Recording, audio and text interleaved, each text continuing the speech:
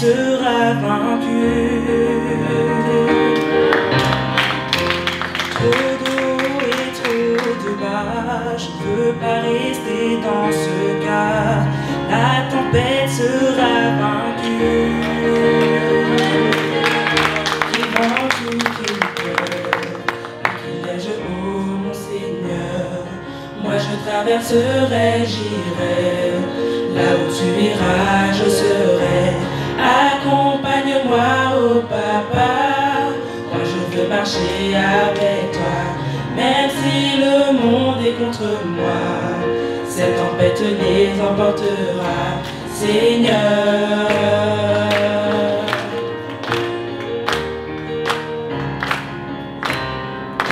Même si je ne vois pas d'issue, je te fais confiance, mon Jésus. La tempête sera vaincue.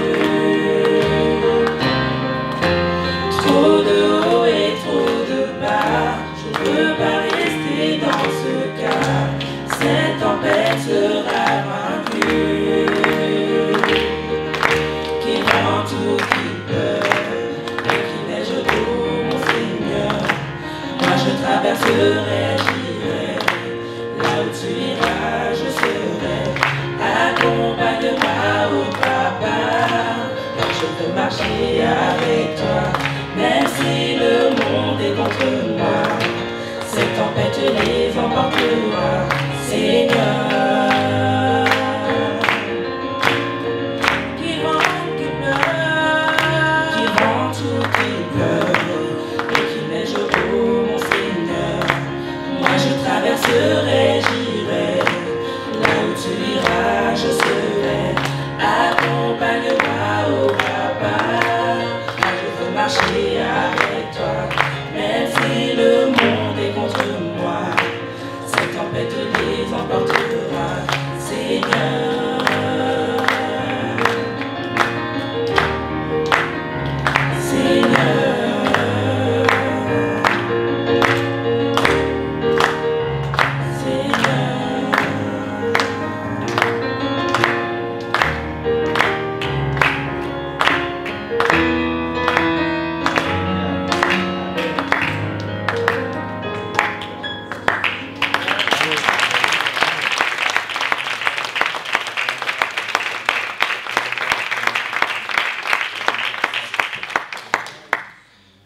Le deuxième chant que nous allons vous interpréter s'appelle comment? Rejoice, ça s'appelle Rejoice en anglais, donc c'est Réjouis-toi en français.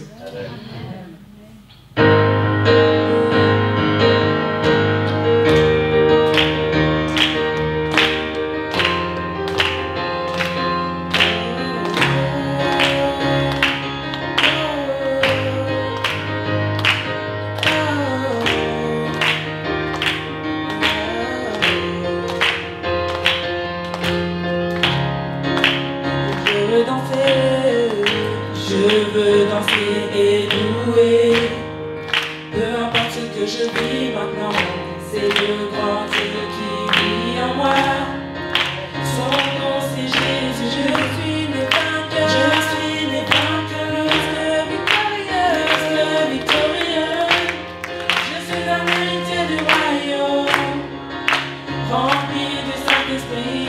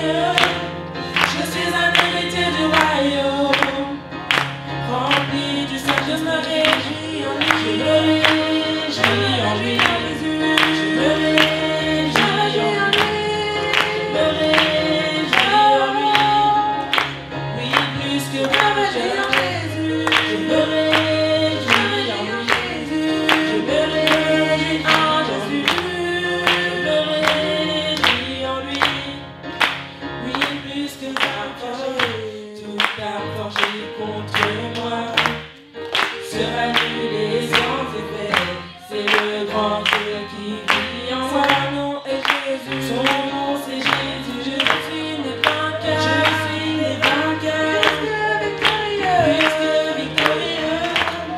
Je suis un héritier du royaume, rempli de Saint-Esprit. Je me réjouis en lui, je me réjouis en lui, je me réjouis en Jésus, je me réjouis en lui.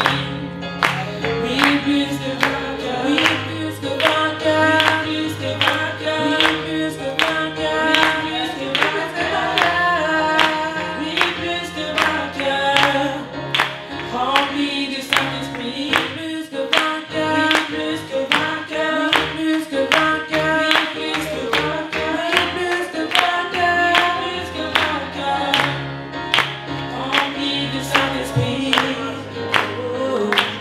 Oh, oh, oh, oh, oh, oh, rempli du Saint-Esprit. Oh, oh,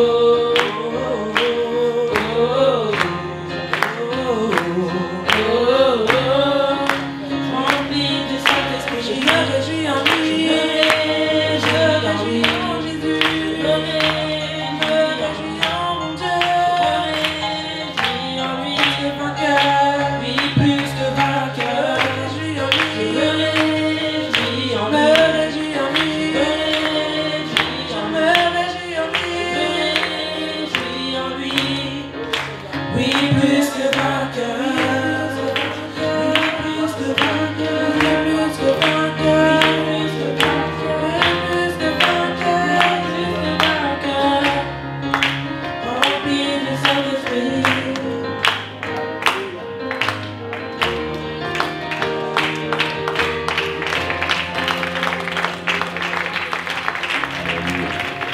Alléluia. Gloire au Seigneur. J'ai besoin d'aide ce matin. J'ai besoin de quelques gros bras. Maintenant, les sœurs, vous n'êtes pas exemptes. Hein. Si vous pensez que vous pouvez y aller, j'ai besoin de quelques gros bras qui viennent ici. J'ai besoin d'aide. Amen. Les sœurs, c'est pas vexant. Hein. Quand je dis ça, c'est pas vexant. Hein. Je connais une sœur missionnaire en Suède. Les hommes, je vous préviens, faites pas le bras de fer avec elle, vous avez perdu. Voilà, 1, 2, 3, 4. Ok, Samuel, tu te sens pas le gros bras. C'est là que ça se passe. Hein. Faut pas être impressionné par la carrure. Hein. Amen. J'ai besoin que vous m'aidiez. On va essayer de faire quelque chose ce matin. Vous voulez bien m'aider? Mais vous devez mettre toute votre énergie. Hein. Voilà, on va se mettre devant ce mur. En fait, je vais vous laisser faire parce que moi, je suis pas un gros bras. Là, je suis plus. Vous allez vous mettre devant ce mur. Venez, s'il vous plaît. Voilà, avec vos deux mains. Vous allez joindre vos efforts les uns avec les autres. Voilà. Maintenant, je vais compter jusqu'à 3. À 3, vous allez pousser le plus fort que vous pouvez. Et on va bouger ce mur. 1, 2, 3. Poussez. Poussez, église, encouragez-les. Poussez, poussez, poussez. Encore plus fort. Allez, faites pas semblant, faites semblant. Samuel, tu fais semblant. Poussez, poussez. Ok, merci. Merci d'avoir essayé. En réalité, je savais bien qu'il n'y a rien qui allait se passer.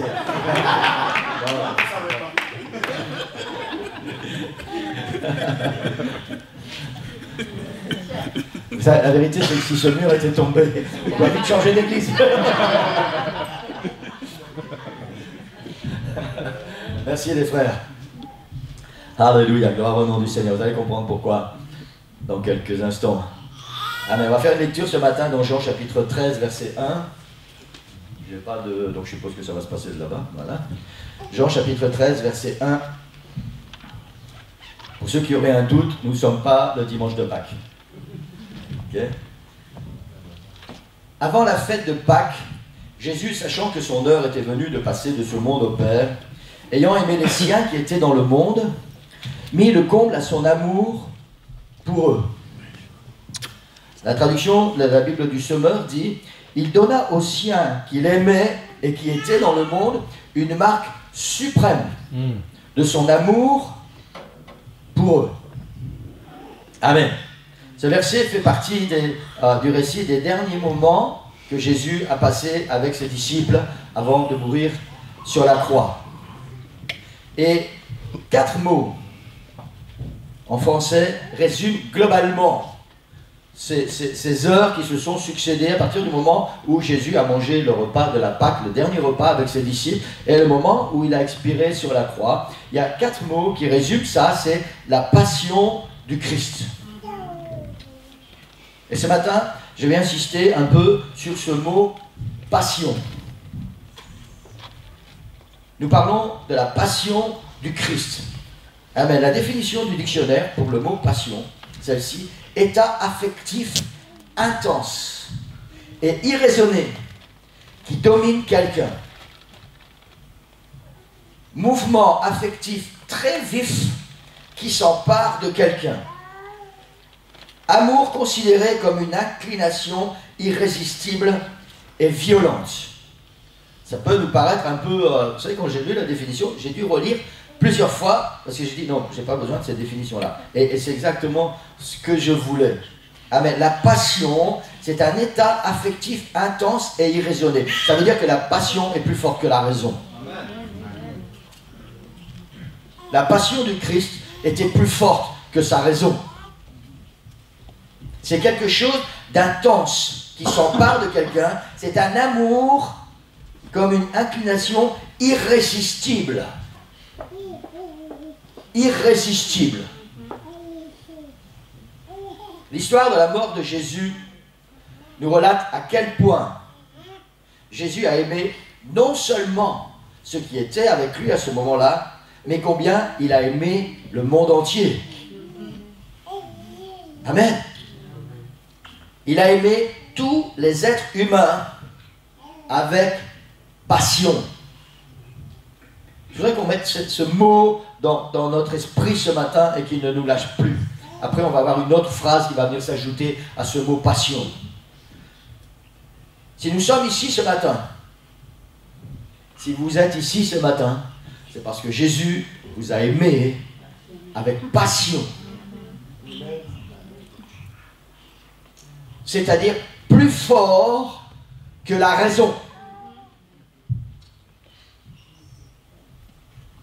Notre raison, parfois, nous pousse à ne pas aimer ceux qui nous entourent.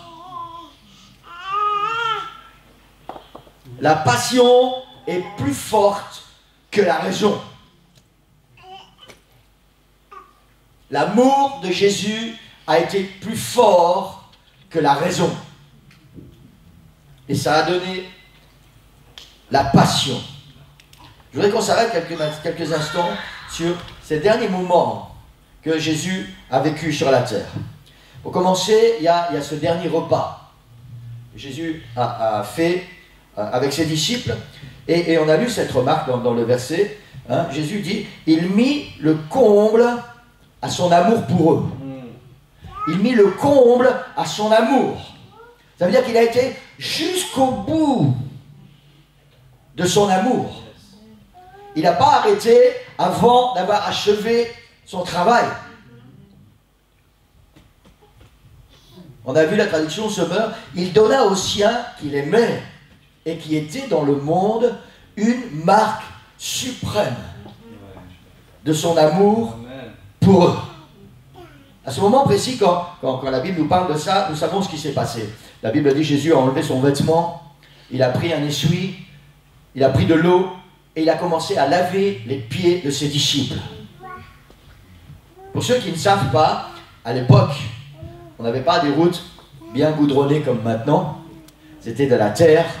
Et quand les gens avaient marché, surtout quand il faisait chaud, on avait transpiré, je ne vous dis pas l'état des pieds. Et quand vous entriez chez quelqu'un, il y avait un domestique qui était là. Et son travail était de laver les pieds des autres. Des pieds sales, des pieds parfois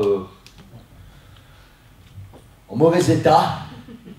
Le travail du domestique était de laver les pieds. La Bible dit qu'à ce moment précis, Jésus a fait ce travail. Il s'est ceint d'un linge, il a pris de l'eau et il a commencé à laver les pieds de ses disciples. Pour que Jésus s'abaisse à ce niveau, il fallait qu'il y ait en lui un sentiment très grand, très profond et très puissant. Amen. Amen. Jésus, le Dieu puissant, s'est abaissé à un rôle d'esclave pour laver les pieds de ses disciples. Et ce sentiment qui était dans le cœur de Jésus n'est rien d'autre que la passion. C'était le début de ces heures où Jésus allait montrer au monde avec quelle passion il l'aimait.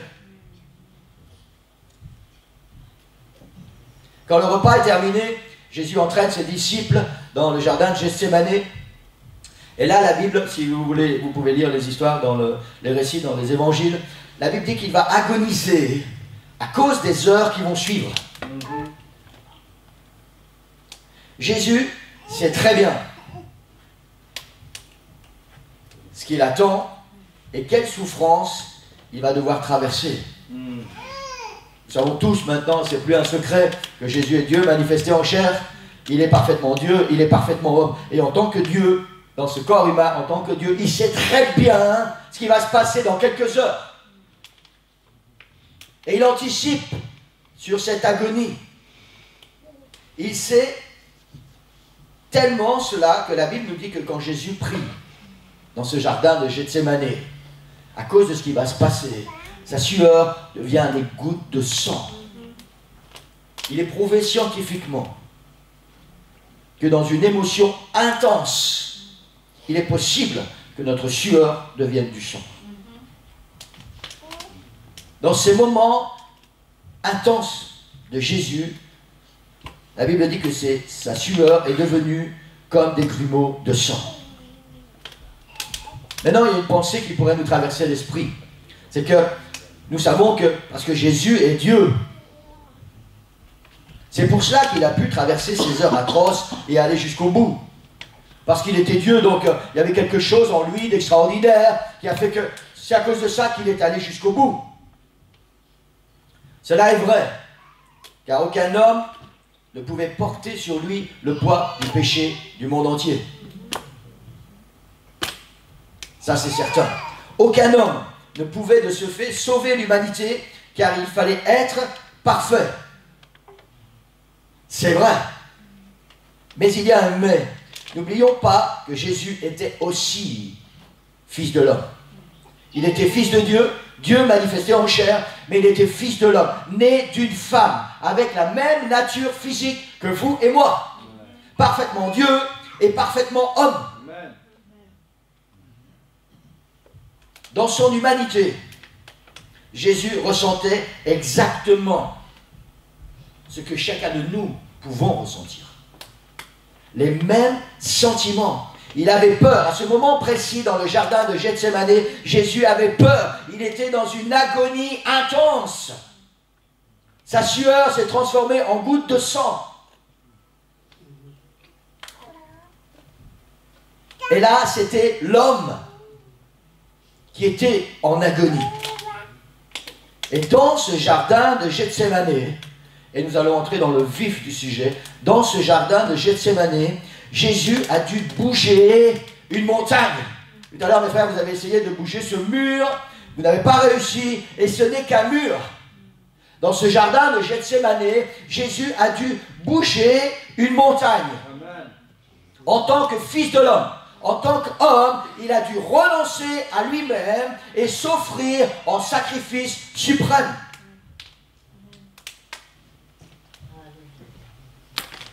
La passion du Christ.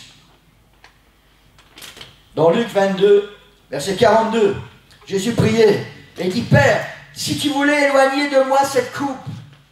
C'était une prière qui venait, excusez-moi, mais de ses tripes, du fond de son être. Si tu voulais éloigner de moi cette coupe, toutefois que ma volonté ne se fasse pas, mais la tienne. Amen. Il a dû bouger une montagne. Quelques heures plus tôt, quand il était encore avec les disciples, il dit aux disciples dans Jean 12, verset 27, Il dit maintenant, mon âme est troublée. Et que dirais-je? Père, délivre-moi de cette heure. Mais c'est pour cela que je suis venu jusqu'à cette heure. C'est juste. Il était troublé, il était en agonie, sa sueur est devenue comme des grumeaux de sang, mais il a dû bouger une montagne, il a dû avoir un combat entre la chair et ce pourquoi il est venu sur la terre, parce qu'il fallait qu'il sauve l'humanité. Il a dû bouger une montagne. Une montagne, Église. On ne parle pas d'un mur, nous parlons d'une montagne. Oui, chérie.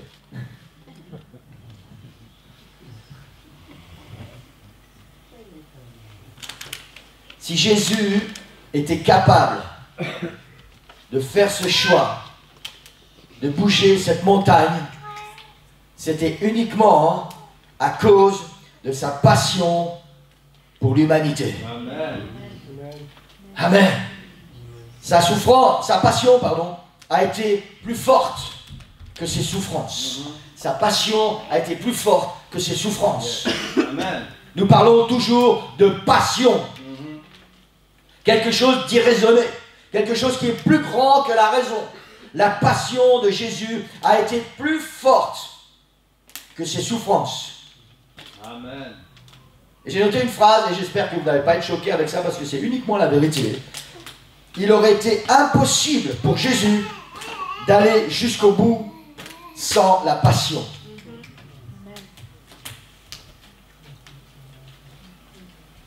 Sans la passion. Il aurait été impossible pour Jésus de bouger cette montagne et de faire ce choix d'aller jusqu'au bout si dans son cœur il n'y avait pas eu cette passion pour l'humanité, c'est-à-dire pour vous et pour moi. Amen. Amen. Nous parlons de passion ce matin, Église. Jésus a bougé cette montagne, il a renoncé à lui-même. Nous sommes sauvés.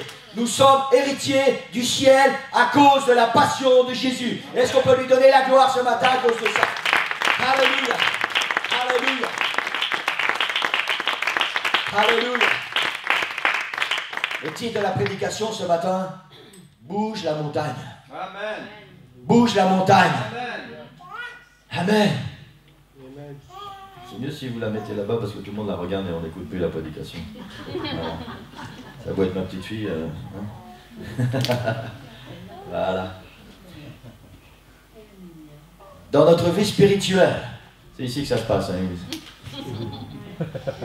Je sais qu'elle est très jolie, elle ressemble à son papilou, mais c'est ici que ça se passe. Quand j'étais plus jeune. Attention, comment tu ris, Christian, hein? Dans notre vie spirituelle, nous sommes tous, un jour ou l'autre, confrontés à une montagne. Un choix qui peut déterminer notre destinée, celle de notre famille, de nos enfants, de notre église, de notre ville. À un moment ou à un autre, nous nous retrouvons face à une montagne. Et face à cette montagne, nous allons devoir faire un choix. Maintenant, je parle à l'église ce matin. Je parle à des enfants de Dieu.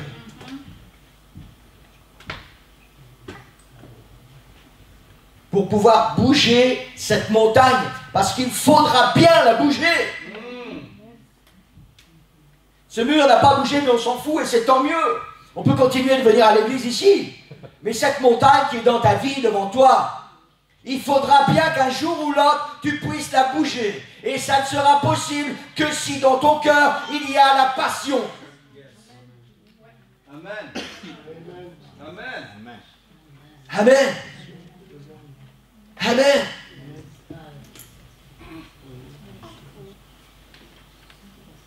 Nous savons tous, une montagne ne peut pas changer de place, pas bouger, pas plus que ce mur. C'est pas possible. Parce que la montagne est là où Dieu l'a placée. Et pourtant, dans ta vie, cette montagne qui est devant toi, tu vas devoir la bouger. Tu vas devoir la bouger. On entre dans un domaine particulier, Église, ce matin. On pourrait dire, tu vas prier Jésus et Jésus va bouger cette montagne. Non, non, non, non, non. Toi, tu vas devoir bouger la montagne qui est devant toi. Amen. Il faut arrêter de demander à Jésus de faire ce que toi, tu dois faire. Il faut arrêter d'attendre tout le temps que quelqu'un fasse le travail à ta place. Amen. Tu vas devoir bouger, toi, la montagne qui est devant toi. Et pour que tu puisses bouger cette montagne, il va falloir que dans ton cœur, il y ait la passion. Amen. Amen. Amen. Yes. Quelqu'un dit gloire au Seigneur. Alléluia. Alléluia. Alléluia. Quelqu'un ici ce matin se trouve face à une montagne. Il ne lui laisse entrevoir aucune issue. Vous savez, le principe de la montagne, c'est que quand tu es devant, tu es tellement petit. Tu es tellement petit. Il te semble que, à part la montagne, il n'y a rien d'autre.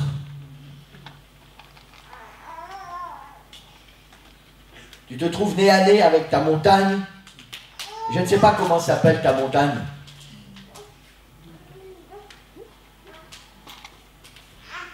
Peut-être c'est ta douleur. Peut-être que ta montagne c'est la maladie. Peut-être que ta montagne c'est la souffrance. Peut-être que ta montagne c'est les choix que tu as faits et qui aujourd'hui pourrissent ta vie et tu ne sais pas comment t'en sortir. Ces résolutions que tu prends tous les soirs avant d'aller dormir et que tu abandonnes très vite le matin. Peut-être que c'est ça ta montagne. Vous savez, celle qui pourrit ta vie. Celle qui t'empêche d'être pleinement heureux. Celle qui fait que tu tires toujours quelque chose derrière toi. Toujours. Tu as toujours envie d'autre chose que ce que tu as, tu n'es jamais satisfait. Vous savez, il y a des chrétiens comme ça. Ils ne sont jamais satisfaits avec leur église.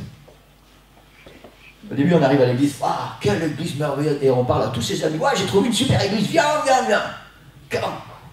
Come with me. Quelqu'un parle anglais? Excusez mon accent. Et puis très vite,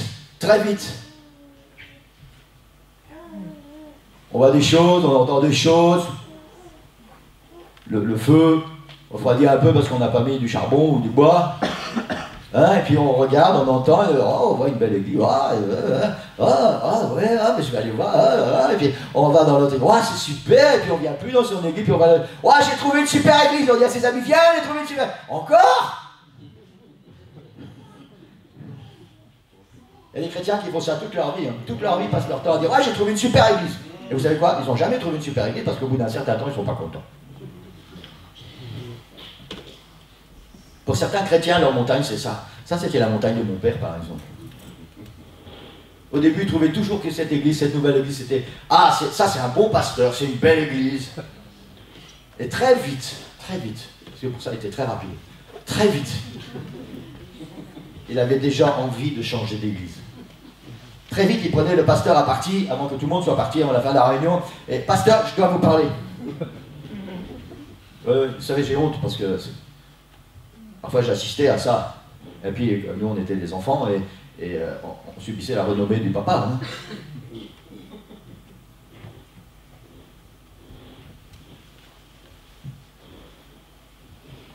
ne sais pas c'est quoi ta montagne ce matin.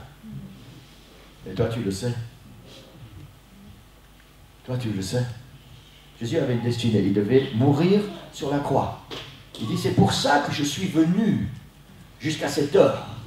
Dans ce jardin de Gethsémane, il y a tellement de choses qui se passent à l'intérieur, tous ces sentiments humains qui sont là, et cette peur, cette agonie qui est là, qui fait qu'il commence à transpirer, ça devient du sang.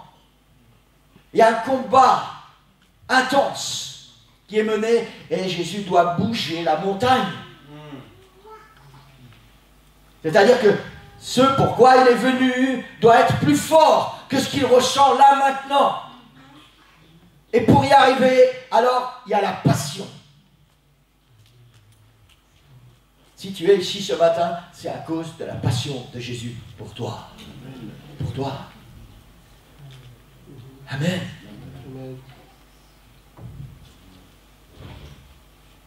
Aujourd'hui, ce matin, tu peux être victorieux et déplacer, bouger ta montagne. C'est possible, l'Église. C'est possible. Tout ce que tu dois faire, c'est laisser ton cœur se remplir de passion pour Jésus. Amen. Permettez-moi de vous dire ce matin, sans passion, en tant qu'enfant de Dieu, nous n'irons nulle part dans notre vie spirituelle. Sans passion, nous n'irons nulle part. Nous serons des gens religieux. Toujours insatisfaits. Jamais sanctifiés. Jamais engagés.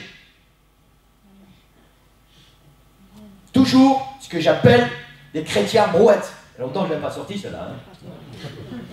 Vous savez, des chrétiens qui font du surplace et qui ne savent rien faire. Alors on doit les mettre dans une brouette et quelqu'un d'autre doit les pousser. Quelqu'un doit toujours s'occuper de leur vie spirituelle. Parce qu'ils ne savent pas s'occuper eux-mêmes. Et vous savez pourquoi? Parce que dans leur cœur, il n'y a pas la passion. Sans la passion, tu n'iras nulle part. Vous savez, la passion, c'est ce sentiment qui fait que cette montagne, tu la regardes autrement.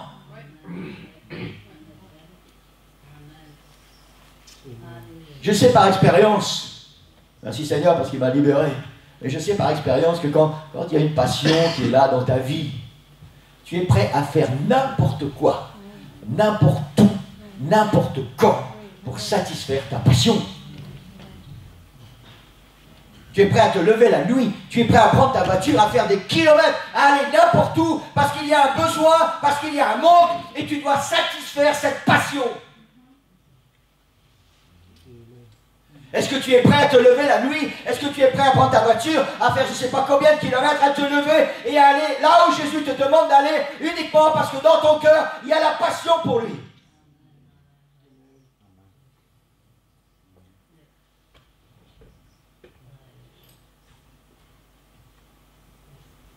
Alléluia. Ta passion pour Jésus va bouger ta montagne. La réalité, c'est que ce n'est pas Jésus qui va bouger ta montagne. C'est même pas toi qui va bouger ta montagne. C'est ta passion pour Jésus qui va faire que la montagne va bouger toute seule. Amen.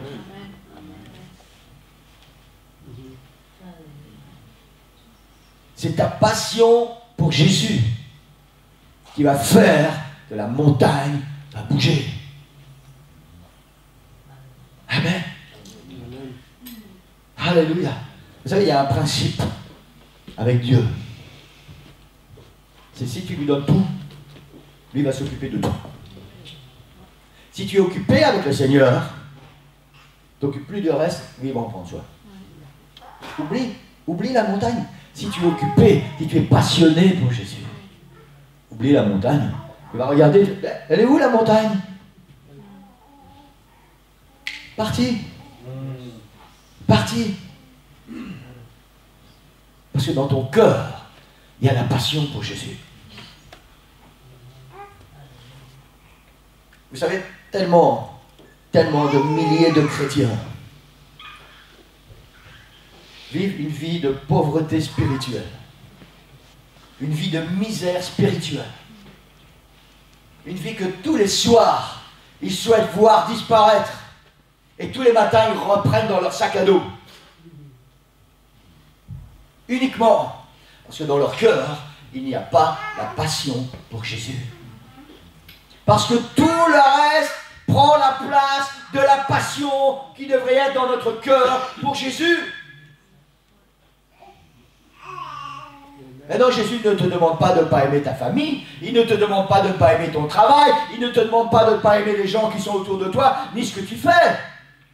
Il veut juste que dans ton cœur, pour lui, il y ait la passion. Quelqu'un dit Amen? Amen. Alléluia.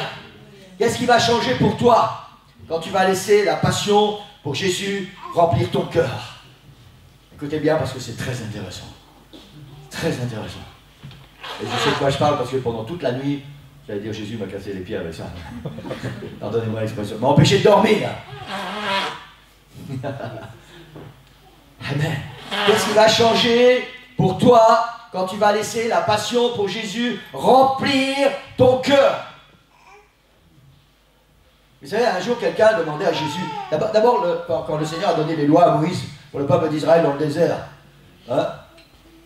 Deutéronome chapitre 6, versets 4 et 5. Écoute Israël, l'Éternel, notre Dieu, est le seul éternel. Et après, il continue, quoi? Après, c'est quoi?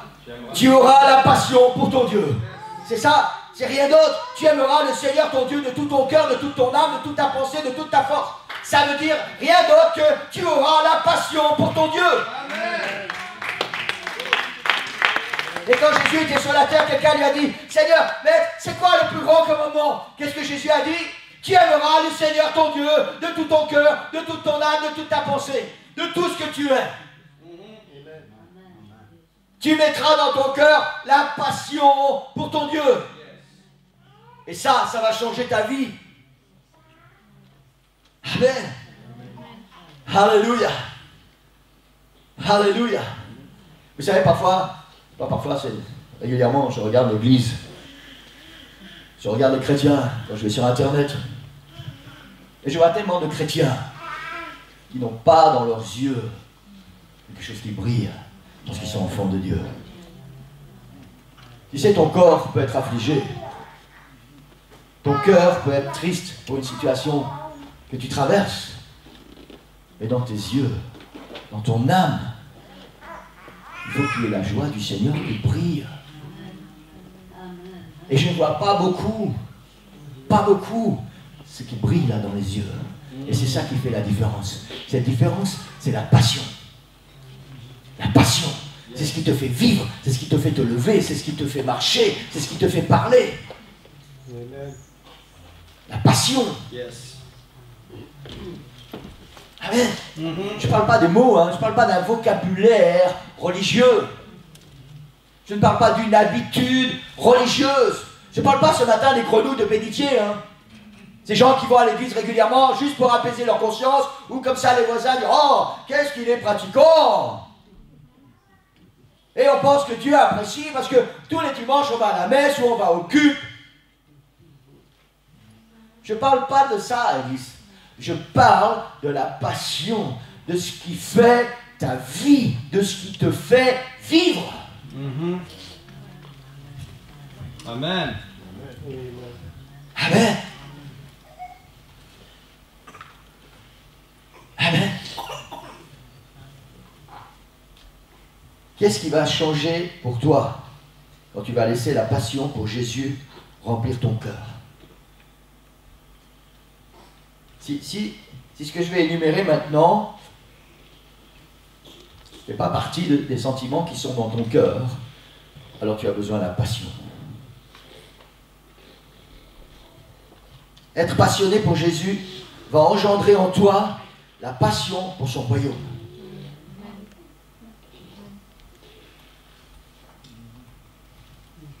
Pas l'indifférence. Les gens sont sauvés, c'est bien, ils ne sont pas sauvés, c'est pareil. On va à l'église, c'est bien, on ne va pas à l'église, c'est pareil. Je parle de Dieu, c'est bien, je ne parle pas, c'est la même chose. La passion pour son royaume, pour ce qui se passe là-haut dans les cieux. Et ce qui se passe ici sur la terre.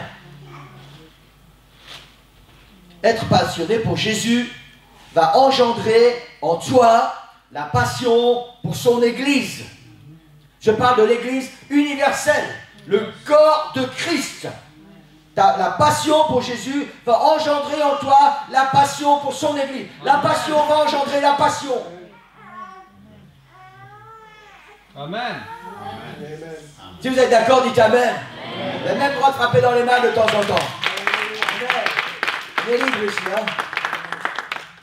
Être passionné pour Jésus va engendrer en toi la passion pour ton église locale. Maintenant, nous parlons de l'église locale, là où le Seigneur nous a appelés avec notre ministère pour y accomplir notre ministère. La passion pour Jésus va engendrer en toi la passion pour ton église locale.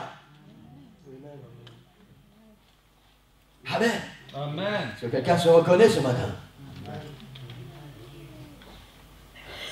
L'église est la colonne vertébrale du chrétien. Permettez-moi d'insinuer quelque chose ce matin. Si tu n'es pas passionné par ton église locale, parce que ton église locale, c'est le corps de Christ. C'est l'endroit où Dieu t'a placé, qui fait partie du corps de Christ. Si tu n'es pas passionné par ton église locale, alors tu es quelqu'un qui n'a aucune forme. Parce que tu n'as aucune colonne vertébrale. La colonne vertébrale, c'est ce qui te permet d'être debout et droit. Vous pouvez accepter ça ou ne pas accepter. Ça ne va rien changer. Si tu n'es pas passionné par ton église locale, il te manque une colonne vertébrale.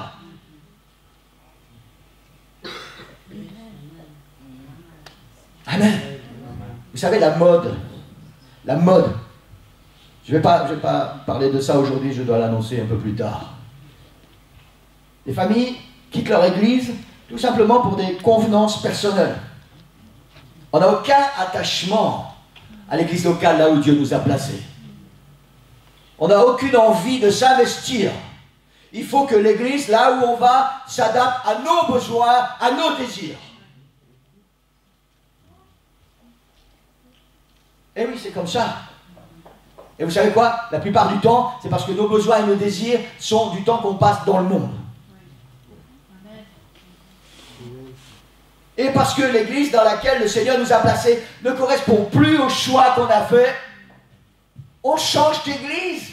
On trouve une église où, ah ben voilà, je peux faire ça, et puis comme ça, je peux quand même aller à l'église.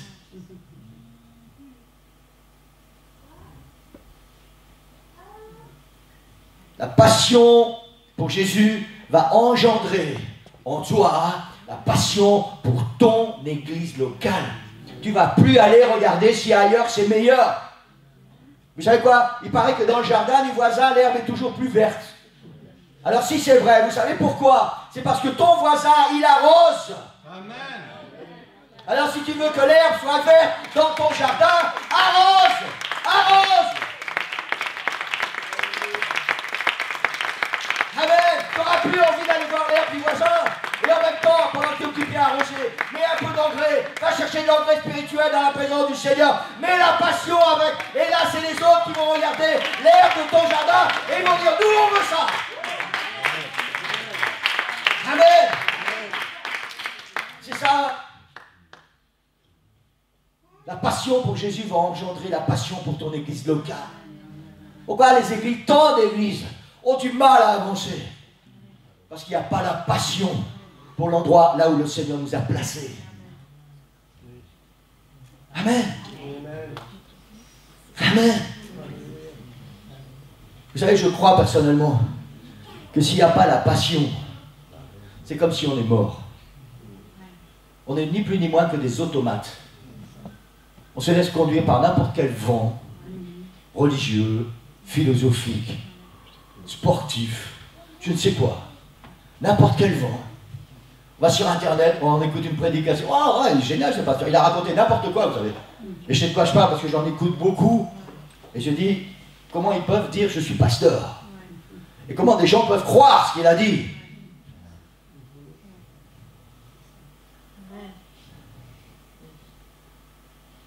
Alléluia. Alléluia. Dans l'église, il y a une chose qui est... Je ne vais pas me vanter ce matin.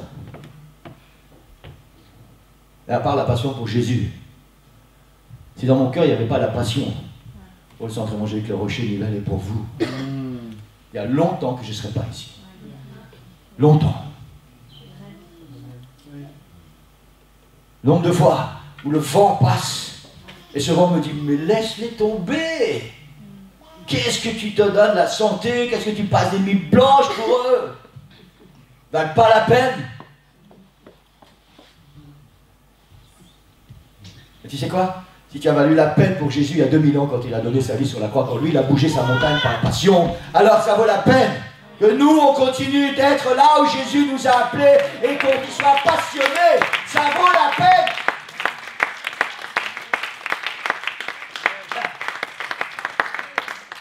Ça vaut la peine, Gabi. Amen. Alléluia. Être passionné pour Jésus va engendrer en toi la passion pour les âmes perdues. Samedi prochain, à 10h30, on va partir d'ici, on va aller évangéliser sur le marché pour la soirée du 28. On va partir d'ici à 10h30 et nous allons voir qui a dans son cœur la passion pour les âmes perdues.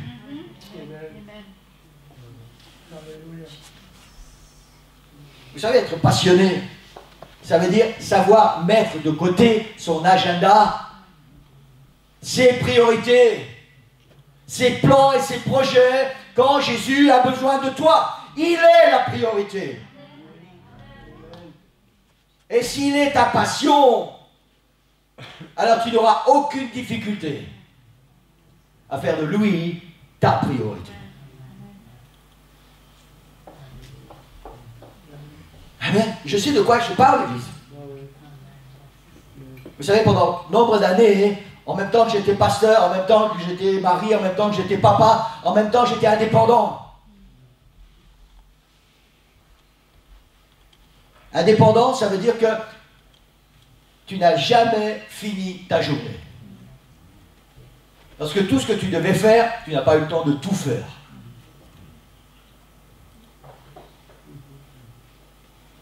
Donc tu dois faire demain ce que tu aurais dû faire aujourd'hui, mais demain tu dois faire ce que tu avais prévu de faire demain et ce que tu n'as pas fait aujourd'hui. Et puis dans ce contexte, il y a Jésus qui est là et qui dit « J'ai besoin de toi ». Et tu dois dire « Ok Seigneur, ce que je devais faire demain et que j'ai rajouté parce que je ne l'ai pas fait aujourd'hui, alors je vais le mettre plus tard parce que tu as besoin de moi ». Et ne me dites pas que ce n'est pas possible. Parce que je sais que c'est possible. C'est juste une question de volonté, c'est juste une question de passion. De passion. Amen. Être passionné pour Jésus. On entre dans un domaine très puissant, l'Église. Être passionné pour Jésus va te donner la victoire sur le péché. Amen.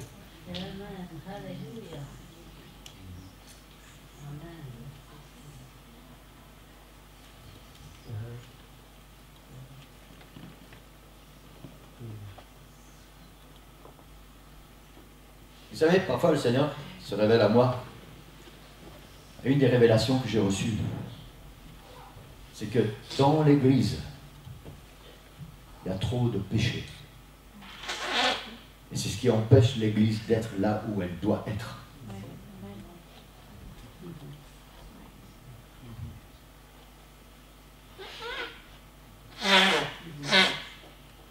Trop de péché. Je vous laisse disserter là-dessus. Ce n'est pas la prédication de ce matin. Tu ne peux pas vivre dans le péché, tu ne peux pas chouchouter ton péché, choyer ton péché, être passionné par ton péché et avoir la passion pour Jésus. Mais, si dans ton cœur, il y a la passion pour Jésus, alors cette passion va te donner la victoire sur le péché. Amen. Cette passion pour Jésus va faire que ce péché va finir par te déranger. Il va te démanger quelque part, il va t'empêcher de dormir et tu vas désirer plus que tout qu'il s'en aille. Amen. Tu sais, si tu n'as pas la passion pour Jésus dans ton cœur, ce péché, il a bien la place et il ne te dérange pas. Et si l'Église n'avance pas, si tu n'avances pas dans ta vie spirituelle, si tu n'arrives pas là où tu devrais arriver, alors il faut te poser une question. Est-ce qu'il y a un péché dans ma vie? qui dirige ma vie. Si c'est le cas, alors tu as besoin de la passion pour Jésus. Amen. Vous savez ce qui se passe? C'est que si tu réalises qu'il y a un péché dans ta vie, et que c'est tellement difficile, il y a des gens qui luttent et qui luttent et qui luttent pendant des années, ils n'en arrivent pas. Et je sais de quoi je parle. Puis un jour, tu laisses tout simplement Jésus remplir ton cœur. Tu laisses remplir ta vie. Et Jésus devient une passion pour toi. Et tu découvres qu'il y a en toi une force, une puissance. Et tu dis, mais pourquoi je n'ai pas eu ça avant? Pourquoi j'ai galéré pendant tellement longtemps?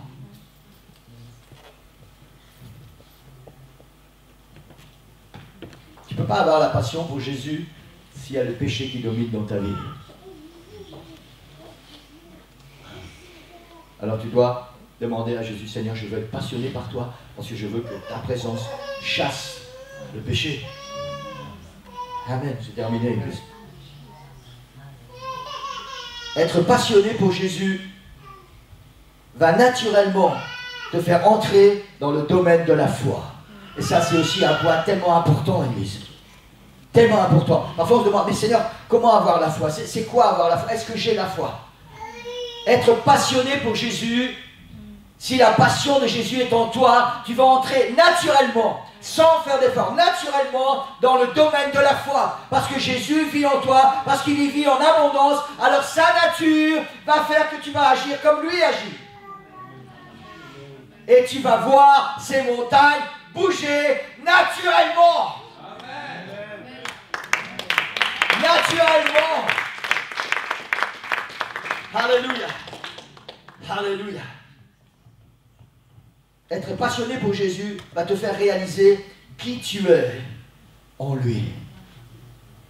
Vous savez, cette différence, quand tu es chrétien et que tu regardes par terre, et puis cette différence quand tu es passionné et que tu sais qui tu es, et tu viens et tu as quelque chose à offrir.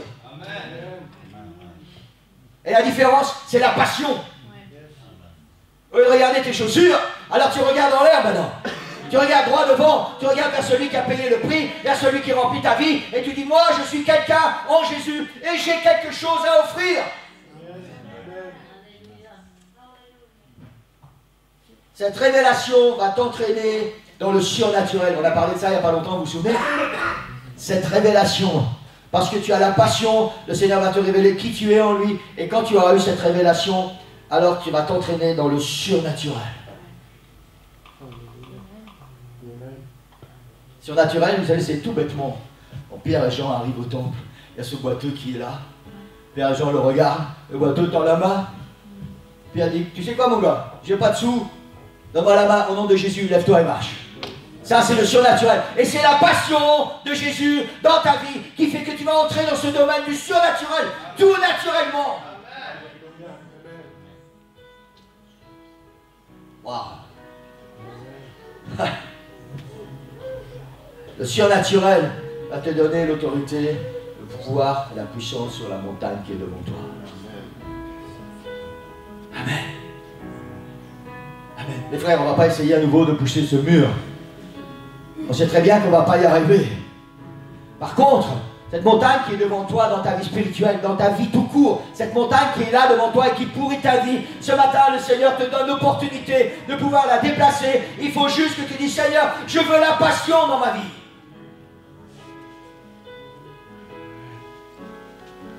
Amen. Il faut juste arrêter d'être un chrétien du dimanche. Excusez-moi, et parfois il faut secouer un petit peu le prunier. Il faut arrêter d'être un chrétien du dimanche. Il faut arrêter d'être des chrétiens religieux.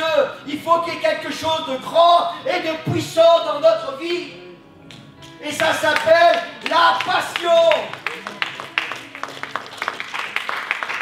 Et c'est ce qui va faire que quand je vais vous regarder, je vais voir quelque chose là, non seulement dans vos yeux, mais aussi sur votre visage. Il va y avoir la passion. Et vous savez quoi? J'attends ce moment avec impatience. Nous entrons dans une nouvelle saison, Église. Nous entrons dans une nouvelle saison. Et j'attends avec impatience. Parce que c'est pas mon fort, hein. Moi je suis pas tellement patient. J'aime bien que les choses arrivent tout de suite. Quand le Seigneur fait une promesse, j'aime bien qu'il l'accomplisse tout de suite. Parce que je veux que ça bouge. Et j'attends avec impatience. Le Seigneur nous a dit qu'on entre dans cette nouvelle saison. Dans cette nouvelle saison, le Seigneur nous a fait des promesses. J'attends avec impatience de voir quand vous allez être remplis de passion que moi je ne vais plus arriver à suivre avec vous. Parce que pour l'instant, j'essaie de vous passionner pour le Seigneur, mais quand vous allez tous être passionnés, je ne vais plus suivre. Alors il va falloir 2, 3 ou 4 pasteurs dans l'église, mais c'est pas grave. Je veux que vous soyez tous passionnés pour le Seigneur. Et j'attends ce moment avec impatience. Vous allez tous venir me voir et dire, pasteur, qu'est-ce qu'on peut faire? On veut faire quelque chose. Pasteur, aide-nous, guide-nous, conduis-nous. Qu'est-ce qu'on peut faire? Vous savez quoi? Dès que la passion pour Jésus va remplir votre cœur, c'est exactement ce qui va se passer. Les choses du monde n'auront plus vraiment d'attrait pour vous. La seule chose qui va avoir de l'attrait, l'intérêt, c'est Seigneur, c'est quoi ta volonté? Seigneur, qu'est-ce que je dois faire? Seigneur, pourquoi tu m'as placé dans cette église? Alléluia. Alléluia. Vous savez, tous vos trucs à la télé, vos revues, vos bouquins, vos amis, toutes ces pourritures du monde, ça n'aura plus aucun intérêt. Aucun intérêt. Seigneur, je veux la passion dans mon cœur. Je veux la passion dans ma vie. Amen. Alléluia. En Matthieu 17, 20, je termine avec ça. Jésus leur dit, en vérité, je vous le dis, si vous aviez de la foi comme un tout petit grain de moutarde, de CNV, vous diriez, pas besoin de pousser, vous diriez à cette montagne, ôte-toi de là et transporte-toi d'ici là, et elle se transporterait, et rien ne vous serait impossible. Si vous aviez juste la foi comme un tout petit grain de moutarde, et pour avoir cette foi comme un petit grain de moutarde, il faut que dans ta vie, il y ait la passion pour Jésus. Amen. Il y a une montagne qui doit bouger devant toi. Amen, soyez honnêtes ce matin. Moi, j'ai une montagne qui doit bouger. Dans ma vie, il y a une montagne qui doit être déplacée. Est-ce que quelqu'un d'autre que moi ce matin a dans sa vie une montagne qui doit être déplacée? N'ayez pas peur de lever la main. On est tous dans la maison du Seigneur ce matin. Il y a une montagne qui doit bouger dans ta vie. Alléluia. Alléluia. Seigneur te donne la clé ce matin. Sois passionné pour moi. Sois passionné pour moi. Pas religieux, pas chrétien du dimanche. Passionné. Quelque chose qui dépasse la raison. Je voudrais qu'on puisse se lever.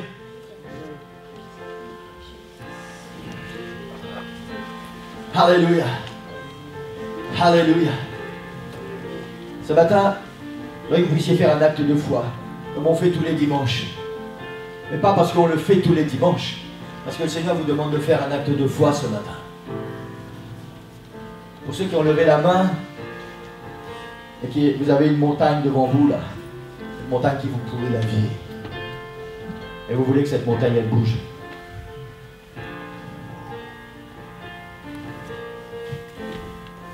La clé, c'est la passion pour Jésus. Et pour rien d'autre, ni personne d'autre. La passion pour Jésus. Si tu as envie que cette montagne bouge, alors ta prière ce matin, maintenant, elle doit être, Seigneur, je veux la passion pour toi.